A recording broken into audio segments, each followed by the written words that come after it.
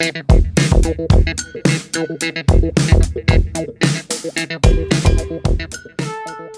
guys, what's up? This is Matthew Davis, me once again, and it's that time of the year. Before I talk about my favorite regular movies, or mix of all genre movies of the year list, I always like to do my top 10 favorite horror movies of the year list. Because in my opinion, the hardest genre to do right is horror. Because horror isn't exactly a genre for everyone. Some people might get nightmares from it, some people might think that it's just stupid, but to me, there's always something fascinating about horror that's, I've grown up with horror ever since I was 12, and that's why I always like to dedicate top 10s to horror when it comes to horror movies coming out each year. And in my opinion, I think this was a great year for horror. There were a lot of really surprising bangers, as well as a lot of box office hits. In fact, there were so many horror movies that came out this year that made more money than Snow White. And oftentimes I was laughing because of that. But anyways, let's get down to the top 10. But before I get into it, I have, of course, some honorable mentions, which include Clown in a Cornfield, Black Phone 2, Bone Lake, Heart Eyes, The Monkey, Drop, and Dangerous Animals. With all that being said, let's get into it. Coming in at my number 10 spot, I have Good Boy. Now, not that Good Boy. That's the one.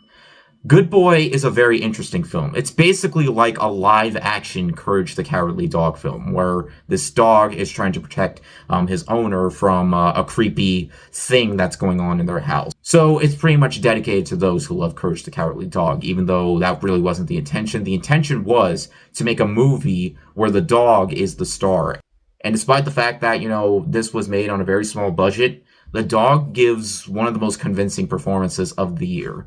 He's rootable. I mean, of course he's rootable. He's a dog. But this was all around a very delightful film that manages to deliver scares despite its PG-13 rating. And despite the fact that it's only an hour and 13 minutes long, I would have enjoyed it even more if it did last a little longer. But nonetheless, I really, really enjoyed this one and was very surprised by it. At my number 9 spot is probably one of the reasons why I'm single, though one of these days I do want to be in a relationship. But for people who are in a relationship, this is probably one to skip. But at the same time, it's worth watching because of how relatable it can be. Together is a very unique film in the fact that, it stars a couple in real life.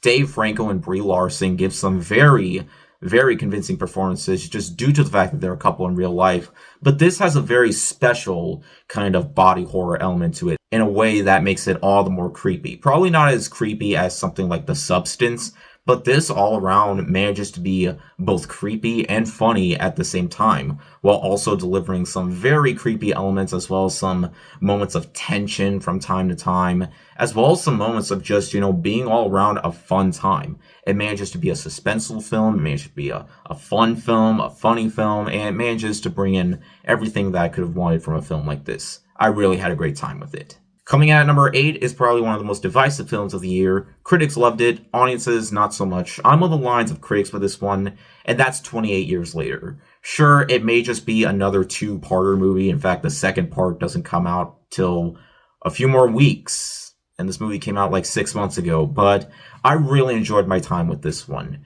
This was a great return to form for the franchise. It still has that same sense of world building, as well as some performances that were just all around very delightful. Ralph Fiennes gives one of my favorites of the year in terms of horror movie performances, and this was all around just a beautifully moving film from time to time. While yes, there are some times where characters do things that don't really make a whole lot of sense. Yes, the ending was very controversial, but personally, from my point of view, I didn't really mind it all that much. I still had a really great time with this one. And at number 7, we have another fantastic reimagining from one of the greatest directors of this current time, Guillermo del Toro, with his version of Frankenstein. This isn't necessarily a film that I would particularly call a horror film, but it's more of a character-driven film with horror elements in it. In fact, Jacob Elordi alone is what makes this film work, as well as Oscar Isaac. There are performances that just have you really connecting, especially with the monster himself. He has so much character to him that oftentimes he feels like the main star, as the film is divided into two different roles, And I just don't understand why this had to be a Netflix exclusive. That's why I was so lucky that I got to see this on the big screen. Guillermo del Toro knows how to reimagine classic tales and making them feel like his own. The writing is phenomenal. The sets are Oscar worthy. This was all around just a very beautifully moving film. Coming in at number 6 is a movie I highly recommend for those who love Talk to Me, as the director's made another film, Bring Her Back, which some people say is even better. I'm not sure which one I liked more, but I can definitely tell you this is definitely up there with Talk to Me. Talk to Me was already a fantastic film, but there was just so much originality in this film that it makes it feel even more unsettling. Sally Hawkins gives one of her most chilling performances, as she's been in films like Paddington, but at the same time, she was also in The Shape of Water, so she can play wholesome roles, but also some really messed up roles, and this one is one of her most messed up yet. As well as the fact that, the Filippo brothers know how to make a film where it doesn't treat the audiences like they're idiots. It doesn't give them so much information about what's going on that they can leave it up to themselves until, of course, the credits roll. This was all around a film that just knew how to work in terms of the tension and the slow pace, the fact that that build-up towards the end really manages to pay off, and it really shows that first-time directors can really grow their careers in making films to truly expand upon their library to make them feel like, they're doing something right. And hey, a second-time director is also going to appear on this list as well. Kind of gives it away, but whatever, you get my point. Now, I wasn't expecting this film to be on this list. In fact, I expected this film to be either, it was pretty good, but kind of forgettable, to just okay, or just absolutely atrocious. Final Destination Bloodlines was the best in the series, in my opinion. If I had to choose between all the other ones, this would be it. I was not expecting to be so immersed with the storyline of how this whole thing works, but it really managed to pay off. I actually cared about some of the characters, despite the fact that I knew that this was going to be another one in the franchise where it does not have a happy end. Nobody has a happy end in this one, except for Tony Todd. This, I thought, was a very satisfying conclusion, a very bittersweet one for his career. The fact that, they showed respect towards his performance and his character, that it manages to show that, these people care about making a damn good film and being a great one to really send off an actor who knew he was going to pass away.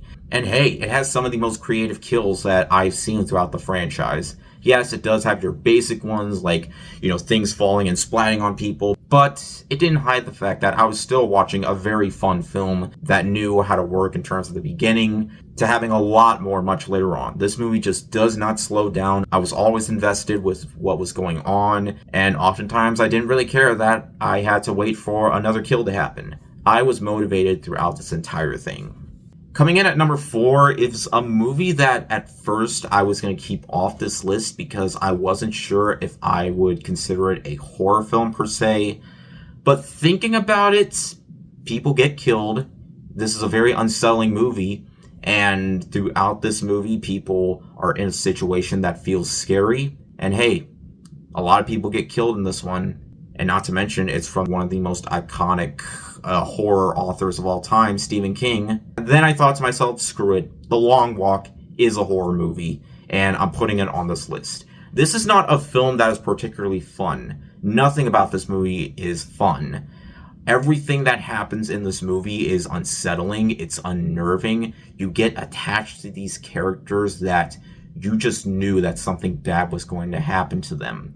And you don't want that to happen. Combining elements of Hunger Games in the Stephen King world was such a unique take that I just couldn't help but be glued to the screen until the credits rolled. This is a film that just felt so unsettling. It felt so, heart-pounding from time to time. The fact that if one of these people stops moving, it was over for them. And I did not want that to happen, but yeah, you just couldn't look away. It's a very unsettling film, but I am so happy that this movie managed to be a lot more than what I expected. And it was a pretty decent year for Stephen King adaptations, but if I had to choose the best one, it would be this. And I know I'm not alone on that. At my number 3 spot is another film that I wouldn't necessarily consider a horror movie, but there are elements that would definitely make it feel that way, and I don't care. It's my list. I'm putting Companion on here.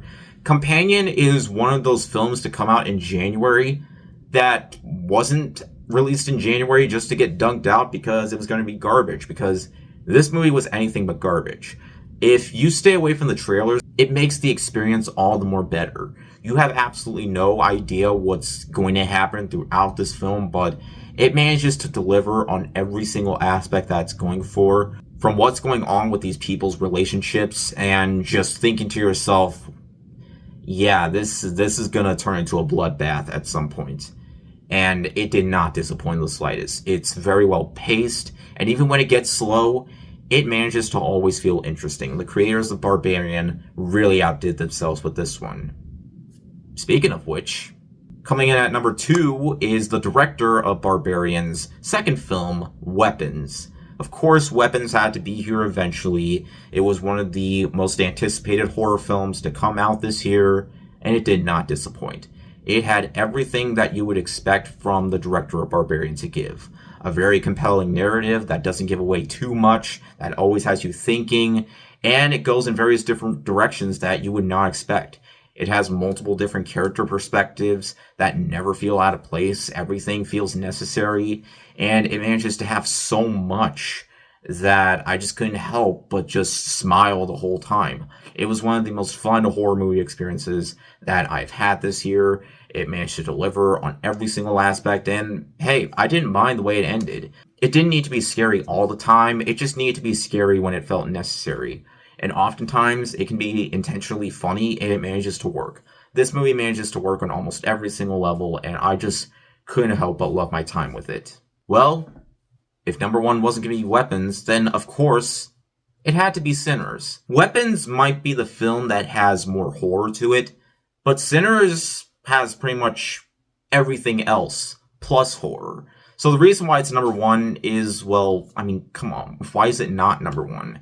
It has everything that I could have possibly want, not just from a film, a horror film, but a film in general. This is not just another vampire movie. It's a film that celebrates a lot of themes, from black culture to music as a whole, and it just manages to deliver, from the choreography to the actual, fighting against the vampires. It never seems to slow down. I mean, it's slow at first, but it manages to really build up to an exciting payoff that really feels like, so much was earned in this film. Ryan Coogler really outdid himself with this one. It's not just my favorite horror film of the year, but one of my favorites of the year in general, and you're going to be seeing this, along with a few other horror films, on my best of the year list. My best regular movies of the year list. But hey, Sinners was an absolutely fantastic film, and I loved every second of it. Hence why it's my favorite horror film of the year. Well, guys, that is it. Let me know what your favorite horror movies were, and stay tuned for the top 10 best movies of 2025 list coming out very, very soon. I cannot believe 2025 is over. Hopefully, there'll be a lot more great films to come out next year, as long as no AI is involved, because we do not need that. But anyways, thank you guys so much for watching. If you enjoyed this video, be sure to like and maybe subscribe for more. You can also follow me on Twitter, Instagram, or maybe Blue Sky. Links are in the description, and I'll see you guys later. Word out.